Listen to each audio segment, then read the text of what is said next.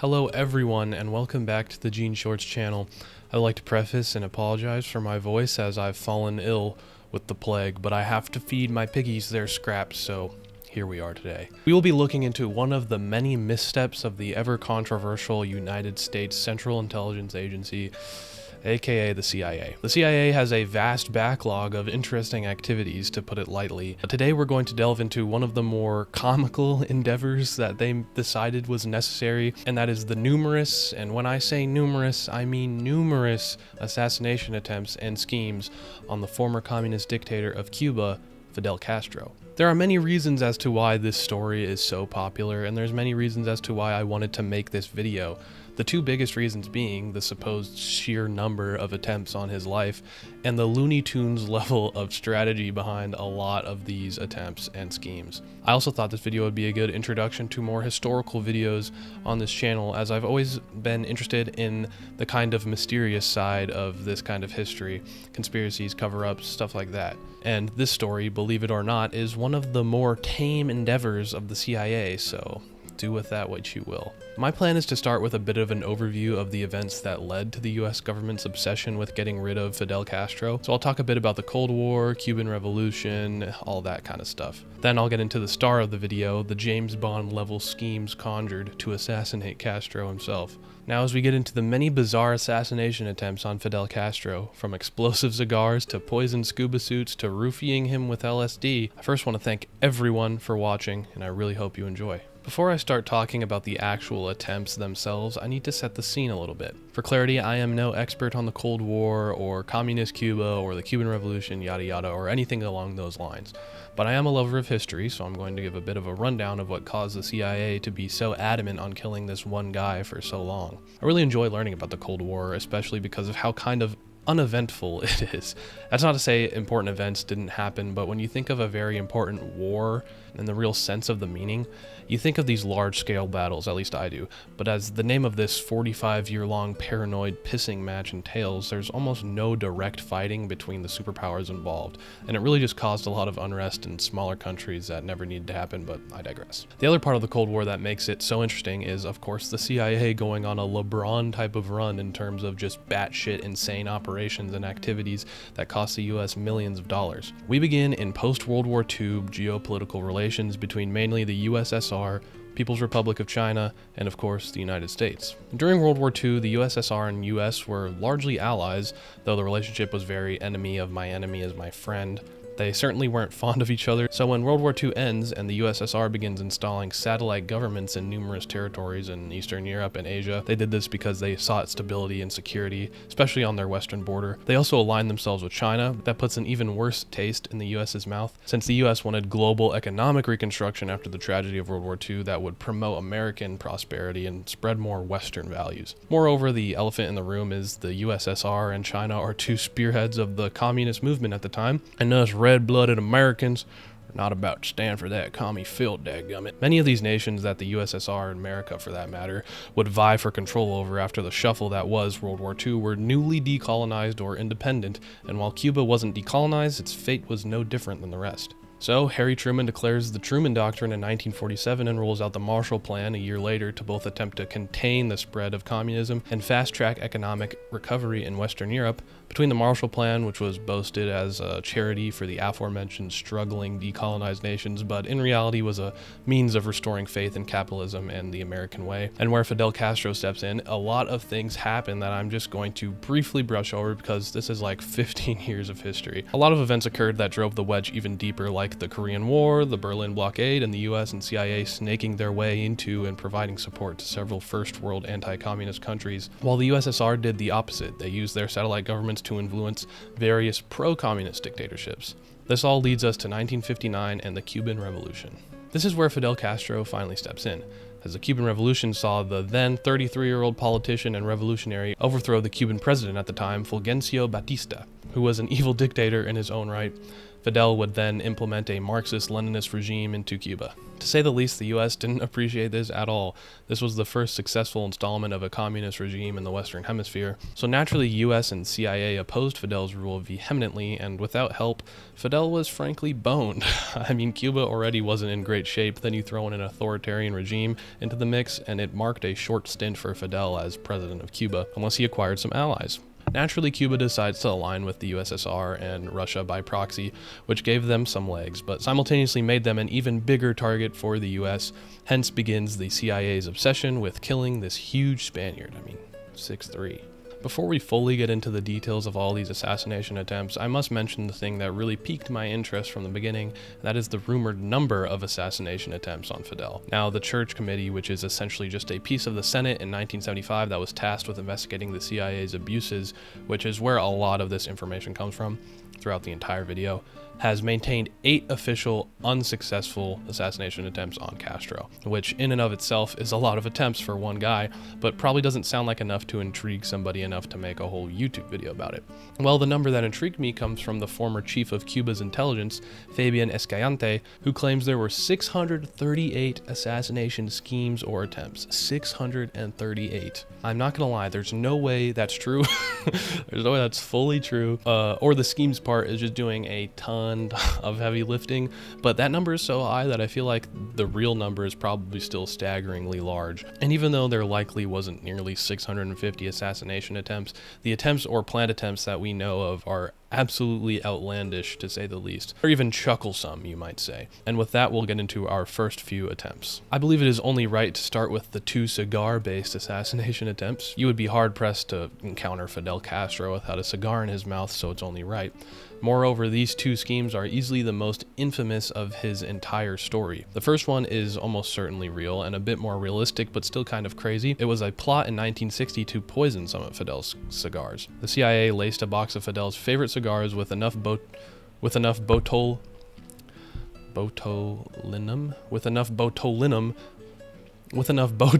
toxin so that if he even put it up to his mouth, it would kill him, which that by itself feels like insane. Wouldn't poisoning the tobacco that he inhales be more effective than soaking the outside in this death liquid? Also seems pretty dangerous to transport. Records show that this plan got pretty far, actually. The cigars would end up being delivered to someone in Cuba in 1961 till the trail runs cold. Again, crazy. Some random Cuban man probably got off of his shift and just wanted to smoke when he dropped dead right after as the cigar touched his lips because the damn CIA decided that making sure this box of doom and despair got to its target was unimportant. But the jest doesn't end there because the second cigar-related scheme involved explosive cigars. Though I do want to preface that there aren't actually any real evidence or records of this plot being real like the poison cigar one. The only thing we have that references explosive cigars is a Saturday Evening Post report that describes a plot crafted by the CIA to slip an explosive cigar into Fidel's supply while he visited the United Nations in New York. I, for one, am going to choose to believe that this is real, and honestly it might be given the sitcom level of hijinks that the CIA got up to in the 50s to 70s. I want you guys to take a second and think about what Fidel Castro's hobbies might have been. He was born in Spain, maybe he's big into soccer, not football.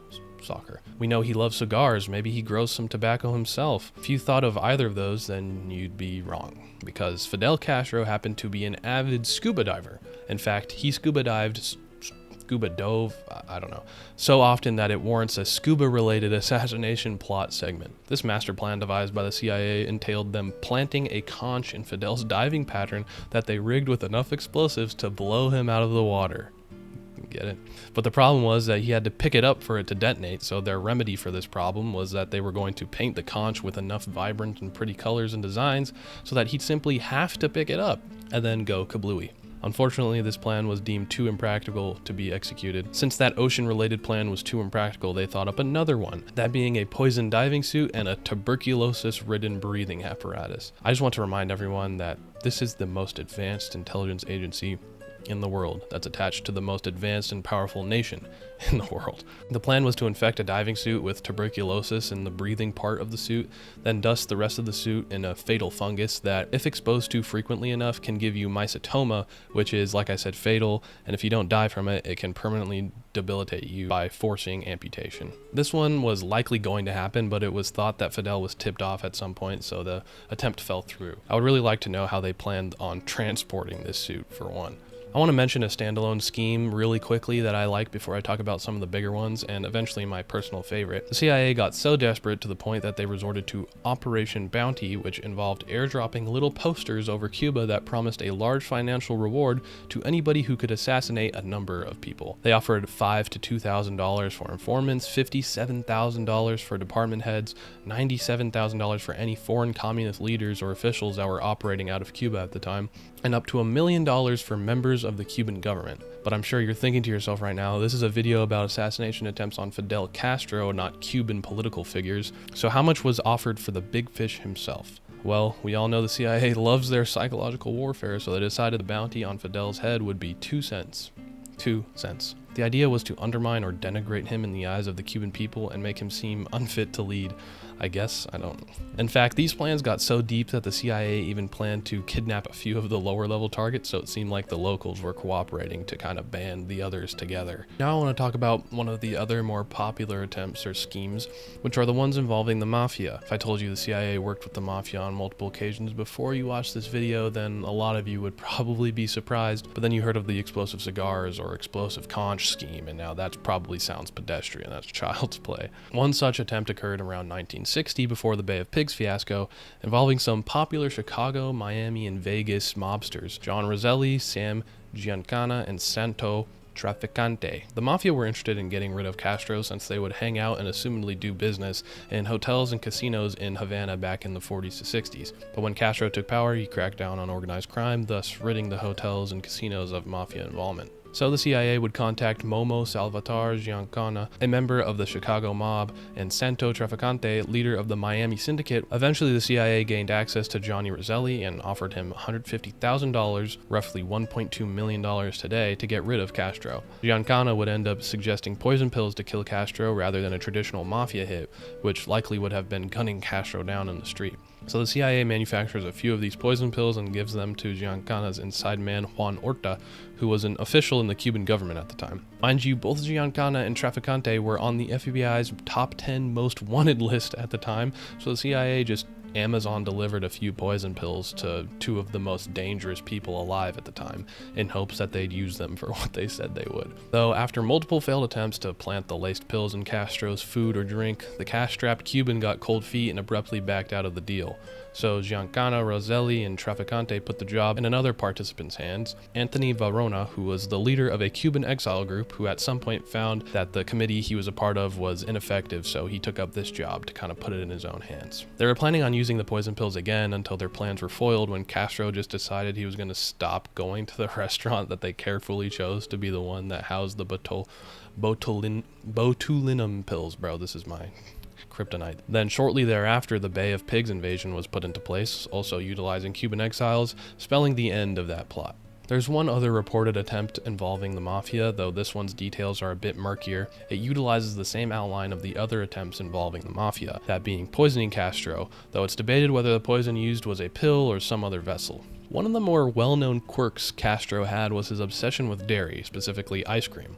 It's reported that he ate ice cream multiple times a day, making it a perfect vehicle to be poisoned. So the mafia's guy was provided the poison, he was able to transfer it to the assassin in a cafe in Havana that the CIA knew he frequented, so all that was left was slipping it into his dessert. It was so close, except the poison was stashed in a freezer, so by the time Castro got to the cafe, it had already frozen stuck to the freezer, and some even allege that the assassin tried to pry it off until it broke and spilled, making it useless. This next attempt is straight up out of a telenovela or rom-com because it involves the CIA training one of Fidel's ex-lovers to kill him. This account is according to a documentary film and an eyewitness account, so some of the details might be a little bit murky.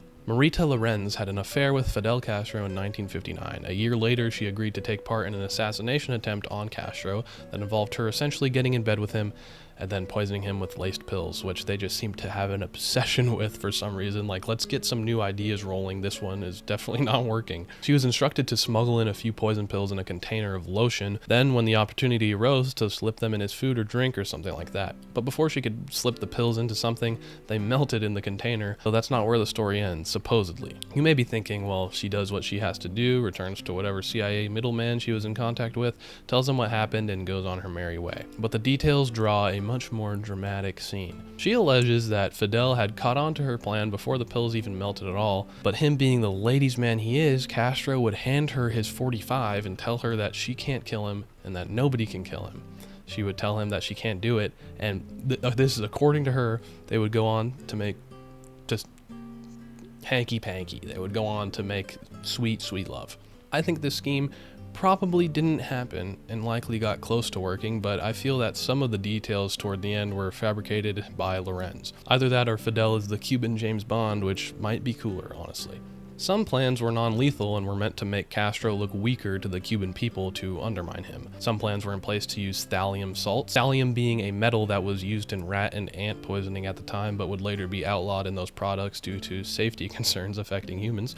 Thallium salts would ideally be dusted into his shoes without him knowing, then would eventually cause illness and hair loss. One of the more recognizable features of Castro was his voluptuous beard that the CIA believed was so important to his character that if it fell out, he would lose all of his peers. This attempt has garnered many names, like Operation Femboy Castro, Operation Infidel Castro, Operation Fidel Castrated, and probably much more that I couldn't find on Reddit. Honestly, it doesn't sound like an awful plan at first until you think about it for a second and you realize that they could just do this plan except with a lethal substance instead of a potent rat killer that would make him sickly and lose his hair, and that's about it. Another crucial part of Castro's career was his charismatic personality, which is present in many dictators. So the CIA planned to spray LSD into a broadcasting studio to force him into hallucinations and disorient him during his speech, thus losing his strongman, put-together persona he had obtained. It's also reported that they thought about lacing his cigars with a similar substance before speech, achieving the same effect. But these both fell through because they deemed the substances too unstable, and Castro ended up canceling his trip overseas that would have been the planned dates for when these schemes would be enacted anyway.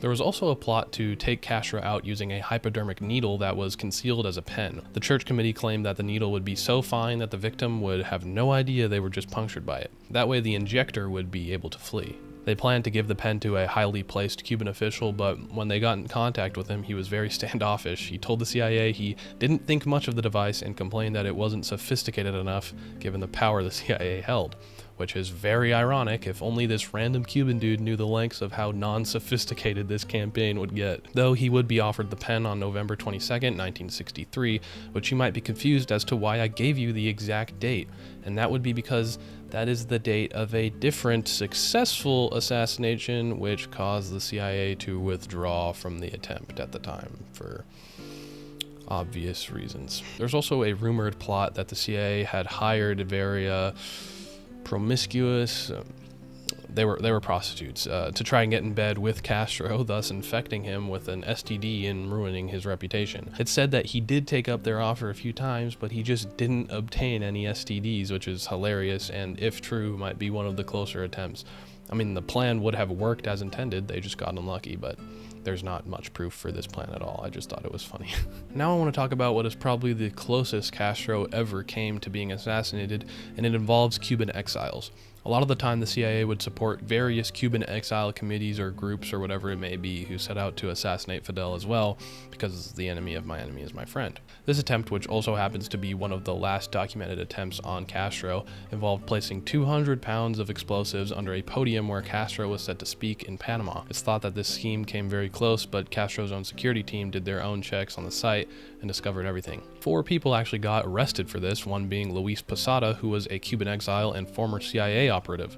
You might have heard of this guy before because he might be the most committed person ever to ending Castro and his established regime, because he was pardoned for this crime, but he would later be jailed for his connections to a Cuban airliner from Barbados to Jamaica blowing up. This was a horrific terrorist attack that occurred because these Cuban exile groups were waging violence against numerous Caribbean countries that had connections to Cuba and their communist regime. It saw the death of 73 people, including the entire Cuban national fencing team. I just thought that was an interesting connection. I know we've really only spoken about the more fantastical schemes or attempts outside of the last one, but there were more normal attempts on his life. One time a former classmate of Castro's had planned to just up and shoot him in the middle of the day, but that fell through. There was also a more traditional attempted sniper assassination, but that would-be sniper was caught before he could follow through at the University of Havana by Fidel security, who I hope got paid a lot of money because they did a hell of a job. Next, I want to talk about another plot that came close to fruition before we get to the finale, and by far my favorite scheme of all. Though for this one, Fidel Castro wasn't the target, it was actually his right-hand man and brother Raul Castro. This plan might be one of the very first cabals since it took place in July of 1960,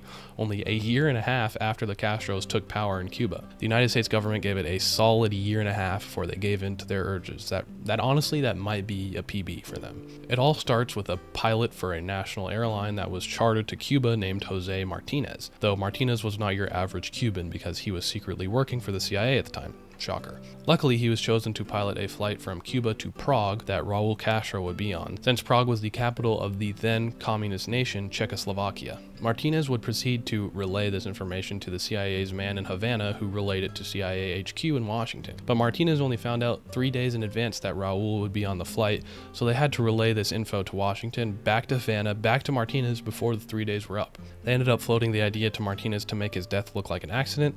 They also told him he'd be paid $10,000 for this operation. This flight, mind you, was not a private flight. There would likely be other people on the plane with Castro, whether it be his security or civilians. So it's pretty hard to make one man's death on a flight look like an accident. So Martinez raised the possibility of crashing the plane into the Atlantic, even though it'd be suicide. He even asked the CIA that if he did it, could his kids' college be paid for, which is a lot of commitment to the US government. The decision would end up being left to Martinez. Nobody knew what he was going to do, but it would be revealed that shortly after Martinez went wheels up, the CIA tried to update him and tell him to abort.